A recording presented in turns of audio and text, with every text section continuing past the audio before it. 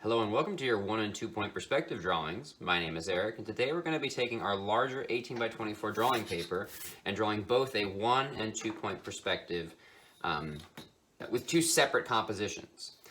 First thing I'm going to do is my paper is vertical, so longer, tall than it is wide. I'm going to break my sheet down in two. My paper is 24 inches tall, so I'm going to line up at the top of my page here. I'm going to mark 12. Come to the other side, come to the top of my page. Once again, if you have any sort of perforation here, I chose not to rip it off yet. Don't measure that because that obviously gets ripped off. And then I'm going to connect the dots from 12 to 12 with a line there. So light, but works. Let me just maybe buff it up just a little bit more so we can see it a little bit better. All right. And then we can sort of center in and see the top of that composition a little bit better. Okay, so in the first demo, I did an exterior 1 point perspective. For the second video here, I'm going to do an interior 1 point perspective. Seems like my ruler's a little bit dirty. Something that can absolutely happen, can stain your page. I'm just gonna grab another one here. As far as space, this one's gonna work better because I can do the diagonal. Okay, so for an interior space, there's a lot of different ways you can do it. You can start with a vanishing point if you didn't want a centralized composition, if you wanted something that was not symmetrical, that broke off to one way or the other. You could do it just by defining your vanishing point first, and then building a box around your vanishing point, and I'll show you how to do that here in a second. But first thing I'm going to do for a centralized vanishing point is I'm going to draw an X, and then from there I'm going to draw a horizontal horizon line. Now it may seem odd to have a horizon line on an interior space, but I think I am going to be able to use that. So that puts my vanishing point centralized here. Next thing I'm going to do is define the back wall of the interior space. And I'm going to build a box around this space. So how I'm going to do this is I'm going to try and stay parallel with this line, give myself a guide. I'll get the bottom border, and get the top border. Taking my time, once again trying to stay parallel to the center, using it as a guide. That'll be the top and bottom borders. Then the sides. If you have a T-square or something like that, that can give you perfect right angles. Or you can just visualize it, try and get as close as you can. Looks like I did pretty good. This one's a little bit off. Just cleaned up. Okay, so that is our back wall. If I want at this time, I could now reduce some of these lines on the interior of the back wall, which will help me see my space a little bit better. Another way of doing this would be just buffing up the line weight of the bounding box as well. So I can see that as a different line weight, and I understand that as space. But for now, we're just gonna do a simple thing like this. Okay, so what I'm thinking is in the bottom, I'm gonna do kind of a nice visual here with sort of a checkerboard ground, maybe a tile going dark light, dark light. So for something fairly complex like this, what I'm going to do is I'm going to do a little quick measurement. So I'm just at 18, maybe just a little bit south. So what I'm going to do here is I'm going to mark every inch. And this is not required, just an option, just a way to create a nice dense space. And I know that I'm marking off every inch because those are all going to be evenly spaced out at the base, which will help my space look more dynamic as we're going back. So I'm going to go all the way to the vanishing point here. Take that vanishing point to my first dot, which looks significantly larger than an inch. Maybe I need to mark this one again. One sec. Yeah, this is a mark here too. Good. And then I'm going to start here. So to this inch here, starting there. You can go all the way back, or you can just go to this space here. That's up to you. I think for a little bit less erasing, You can just go to that space if you know what you're doing, because that's defining my ground plane.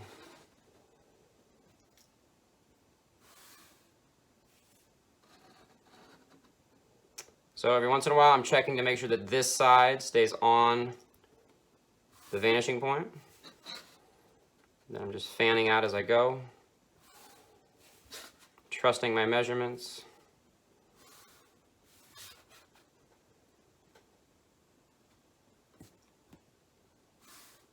Not every line that I make in these drawings will be a ruler line, but the majority of them absolutely will be. And drafting is an important part of drawing. This would be absolutely considered drafting, taking your time and trying to make the most accurate lines possible. Notice when I move, my left side or my top side vanishing point does move a little bit slightly every time, so sometimes it works nicely. I can just transfer over. Sometimes I have to make sure I'm in the right spot. But we're moving along nicely. Probably like 5 or 6 more here.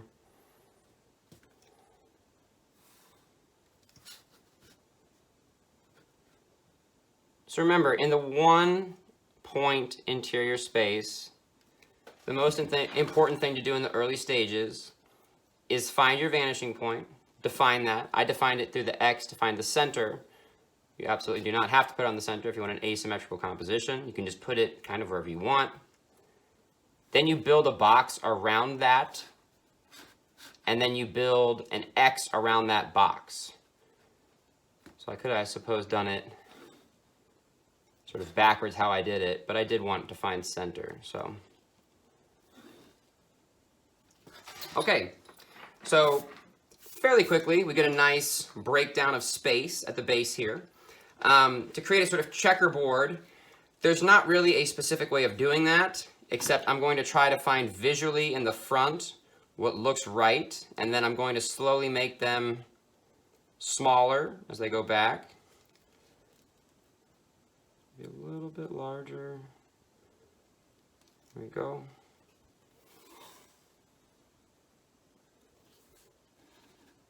So you can keep them the same size or make them a little bit smaller as they recede, as they get closer to the vanishing point. But this room that I've created, because I created the square on the back fairly large, it's not going to be a giant room.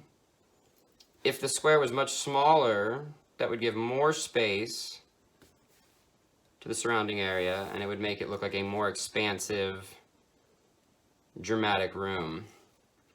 But this works too, as far as a nice sort of quaint space. And with these tiles,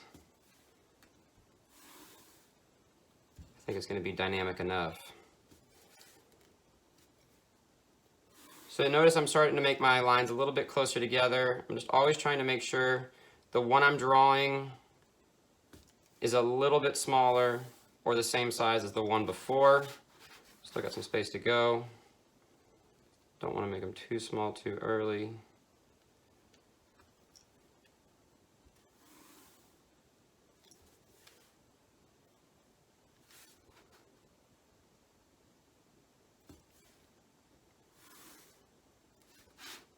Getting close. So it looks like my lines are not perfect. So we're going to try and work a little bit backwards here. This might come back and bite us in the butt, because there's going to be a little bit of a weird negative space here. We're going to have to split these. Oh, and these didn't go all the way. That's all right. Not a big deal. We're just going to split this. Make it as close as we can.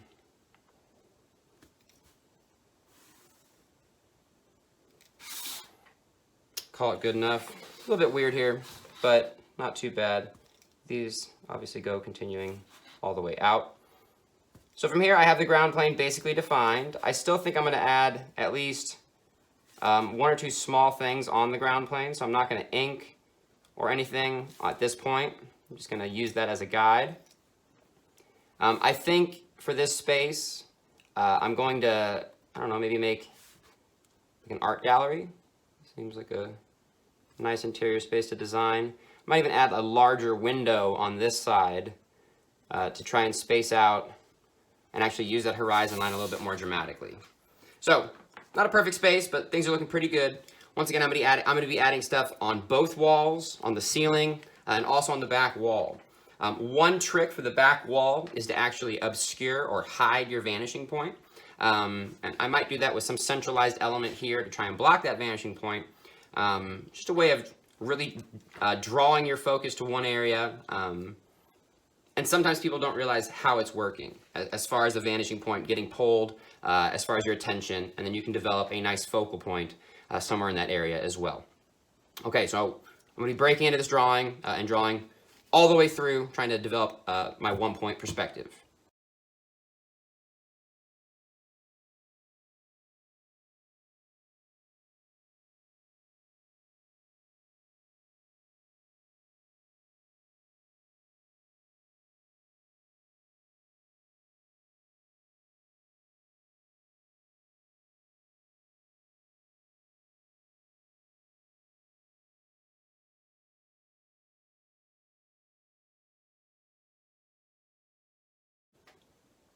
Okay, so the 1-point perspective is looking decent.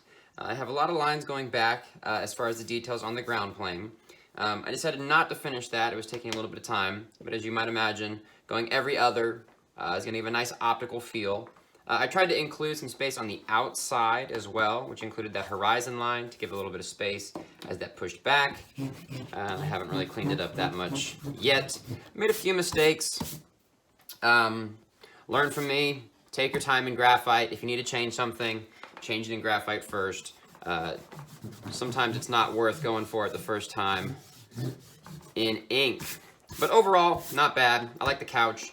Kind of a weird, loose couch. I sketched that without any ruler. Sometimes it's more beneficial or, I don't know, more enjoyable sometimes to draw stuff without rulers. So there it is. I'd say about 80% complete. I also was planning on doing some sort of art on these canvases and finishing up these lights here. But keep in mind, in an interior or exterior space, things going back into space, going to that single vanishing point. Okay, moving into the 2-point perspective here. I'm thinking about doing an exterior scene. Let's move this real quick. And the exterior scene, we're going to start the same way as we did the interior scene, except we're not going to build a box. I did do demos on the exterior scenes before, but I'm going to be doing another 2-point a little bit more extensively here. So let's get going. I'm going to do a sort of a little bit higher than center horizon line. And then when in doubt, put your vanishing points as far out as you can. Sometimes people will even add tape or do vanishing points off the page. That's okay too if you have a consistent space. I'm going to do them just at the edge of the page so we can see what's going on. Okay, so I'm thinking we're going to be building another house structure. I'm going to start with some space here. So I have a vertical, space going back on both sides. Not sure how long I want that wall. I'll just leave it kind of open at this point. And then instead of just going all the way back, I think I'm going to try and build another shape.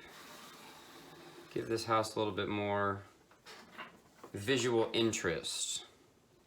So I'm going to start with another vertical, trying to make sure I stay vertical with that. And then I'm going to have some of this. Not sure how far back I want that to go. Start something like that. I definitely think I want it taller than that space. We'll get that going here in a sec. Sometimes it's better to just overdraw your space and then just erase the space once you have that plan. I'll show you what I mean here in a minute.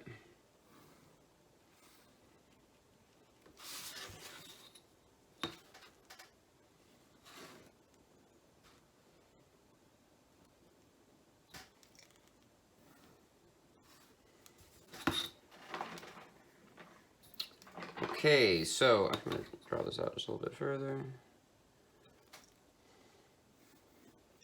Get this one going first. I'm going to say this can go to about here. Let me get that vertical going there. And then I do think I'm going to redraw this space. That's fine. So we do graphite. I'm going to make it a little bit more substantial as well. So let's just do the whole thing one more time. Probably would have been smarter if I just finished this cube first and then built a second cube. So that's what we're doing. Cube's here. We're going to build the second one here a little bit further out. Make sure we stay mostly vertical. That one's a little bit diagonal, I think.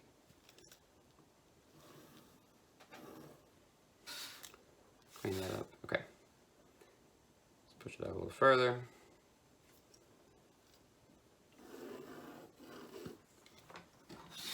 Not sure how tall I want it, but I know I want it to line up to this.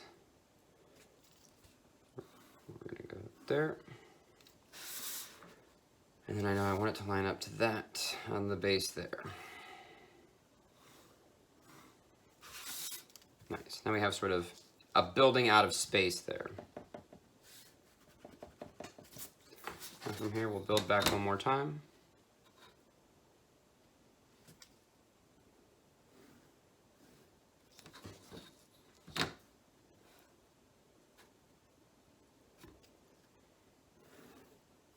I always like to sort of overshoot it. It's totally fine, because I'm not going to go all the way that far back. And draw the next vertical. Make sure those verticals stay nice and vertical as you build the space out. Okay, so then I think we're going to continue this all the way on here.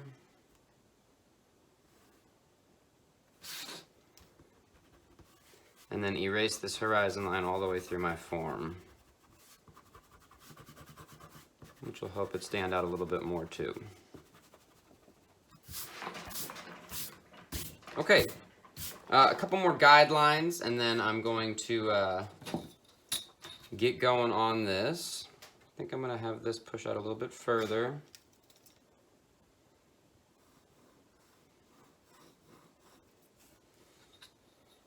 And then I think this is going to develop past there. See, I want it to be big enough for... Sort of trying to draw a driveway here, kind of. Thinking this is going to be like a garage door. So if I can get this other one, we'll get there. Something like that. And then this one's going to go all the way across to the corner there. Almost horizontal, just a slight angle. And this continues to go back.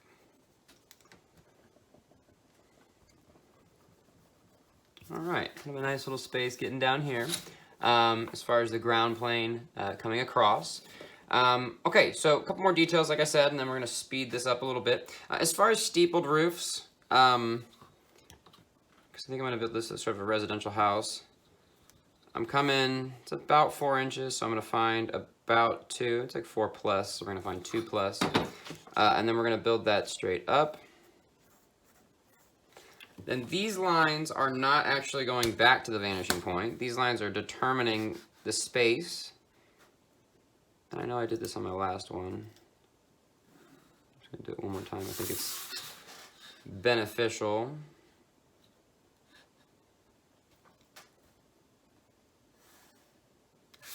So it defines the front section of that sort of steepled roof.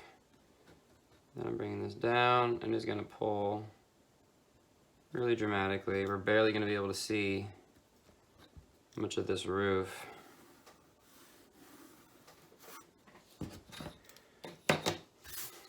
Maybe I'll build something larger over here so we can get a little bit more space on it. But okay, so I have a pretty good base of things pushing back in both directions. I have a dynamic composition. Now I'm going to engage different space with graphite, fill out that detail, and then I'm going to ink it.